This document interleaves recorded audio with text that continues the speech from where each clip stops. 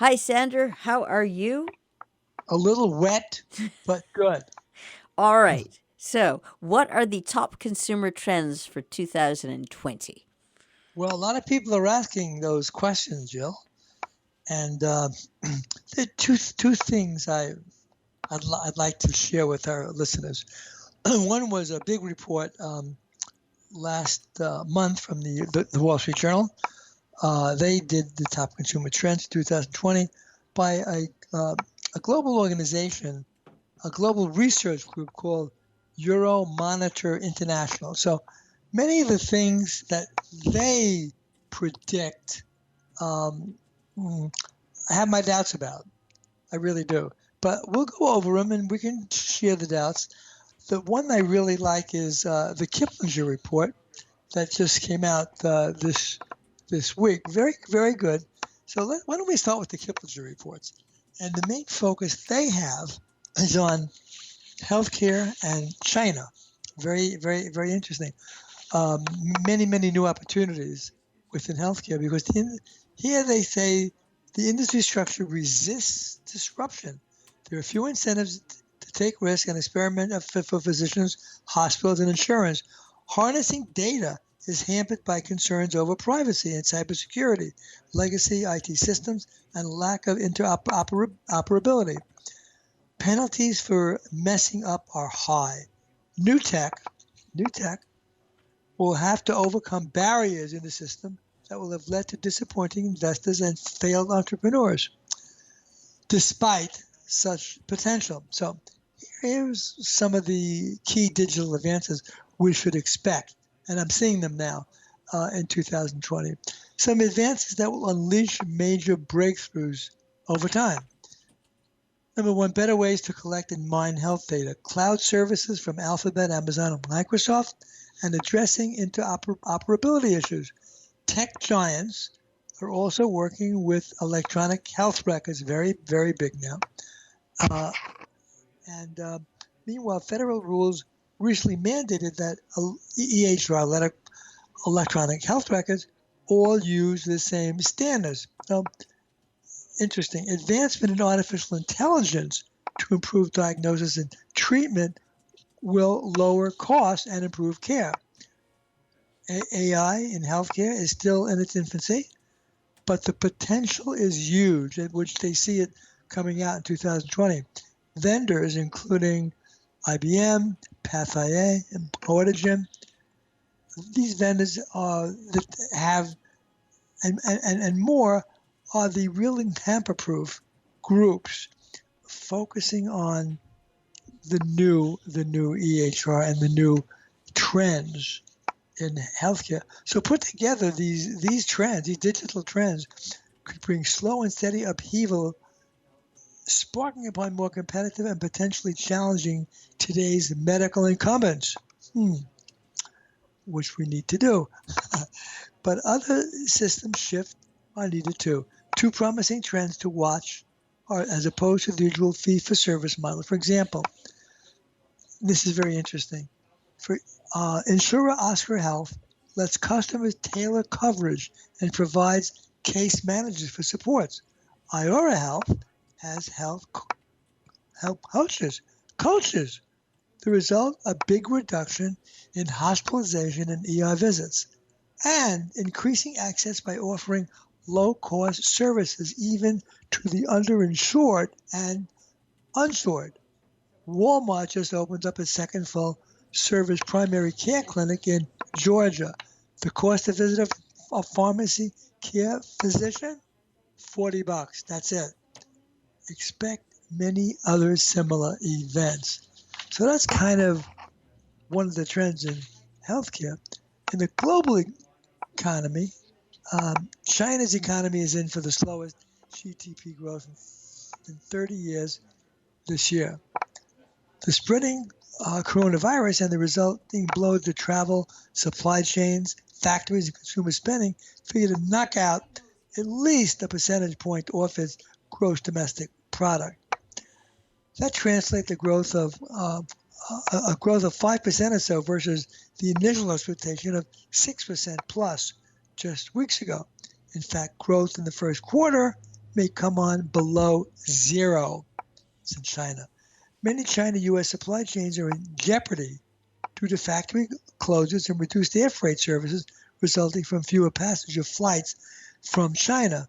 Items most likely to be affected are electronics for games, automotive parts, electronic pharmaceutical ingredients, cell phone components. Apple has closed down 5 stores, by the way, there, and other electronics. So China is one thing, as you know, we read the other day, Equifax, the Chinese military people in Equifax released the names of 165,000 Americans, all their data.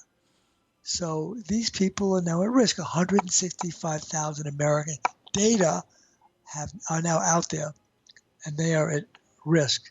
Thank you, China Equifax. And I just want to interrupt because they took 145 million records.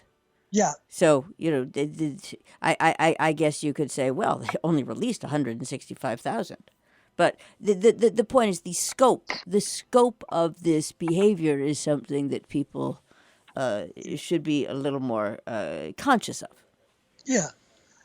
Also, January brought yet more proof that underlying strength of the U.S. economy, which added 225,000 jobs last month.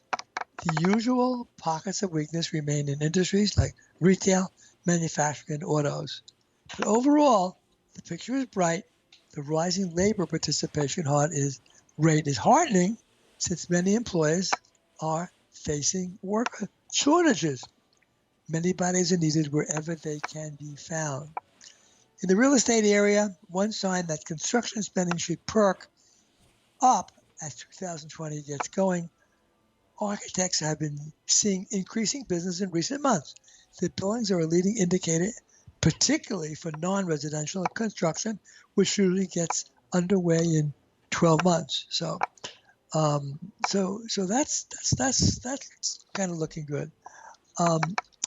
Let me spend a little bit of time now. Oh, let me tell one other thing before we go to the European group. Many states are now legalizing marijuana for medicinal or recreational use. 33 for medicinal, 11 for recreation, with 66% of Americans in favor of legal weed for adults. The most ever, Joe. Those numbers will continue to grow. New York and New Jersey are both likely to okay marijuana for recreational use this year. Momentum is growing in several other states too: Arizona, Connecticut, Florida, New Mexico, and Rhode Island, to name just a few. Take note of your own state policies regarding marijuana in the workplace. 14 states: Alaska, California, Colorado, Florida, Michigan, Montana, New Hampshire, New Mexico, North Dakota, Ohio, blah, blah, blah. These let employers, these plus Washington, D.C., let employees maintain drug-free workplaces. Okay. So even weed-friendly states make exceptions for impairment or use on the job. And federal law requires these workers in certain industries like trucking to be screened for drug and alcohol use. But don't be surprised if many, quote, zero-tolerance states start introducing more accommodations for weed-smoking employees via regulation. So that's what's going on there. The European stuff, Jill, I'm not wild about. Here's what their trends are. More robots, okay? More robots. Consumers are beginning to accept that robots or other types of artificial intelligence can perform jobs traditionally done by humans. They are buying more AI, of course, artificial intelligence enabled home appliances and virtual assistants like Amazon, Alexa, and adopting new habits to use them. God, what would I do without Alexa? I love her. Including voice commands. Through complete trust and universal access to this technology will take more time. We are embracing the concept of AI-driven robots for our own welfare, and it will grow. Okay, so robots, big deal. That's what the Europeans are predicting. Privacy concerns mount, but we already discussed this a little bit.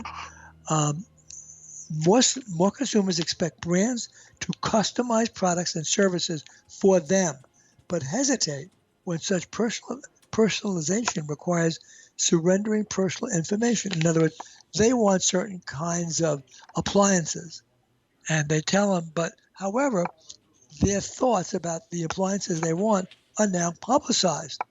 So they hate that, but that's what's happening.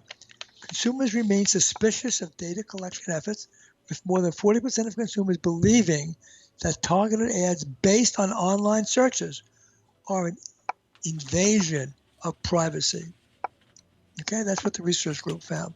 So consumers will surely become progressively less trusting of companies extracting and using their data without transparency. Adequate security and opt-out options will happen, Euromonitor says. Okay. Homebodies. Well, this we discussed before. You will see more and more people working from home. Uh, they don't want to leave their house, go to the office. Consumers are reluctant to leave for any reason, the research firm says. As a result, remote workers are fueling growth in areas such as internet, retailing, home fitness providers, ready-to-eat food, and grocery delivery at the expense of brick-and-mortar stores, gyms, and restaurants. Okay? Better travel. As the world population becomes increasingly urban, residents are growing frustrated with congested roads and overcrowded public transportation. More people now turn to navigation apps to plan their journeys and offer real-time updates, which I concur. I do that as well. Okay? Clean air activation, of course. We will fight clean air. We'll fight the clean air as much as we can. But what can you do? India hasn't changed. China hasn't changed. Vietnam hasn't changed. That's where we get most of our parts and products. But the fight now will be the heaviest ever, according to the research firm. Okay? Reuse is the new recycle. The plastic bags you now get your groceries in, or your pharmacy products, you have to bring them back now. You have to empty the plastic bag when you get home and bring them back to the store, or you're not going to get a bag to put your stuff into.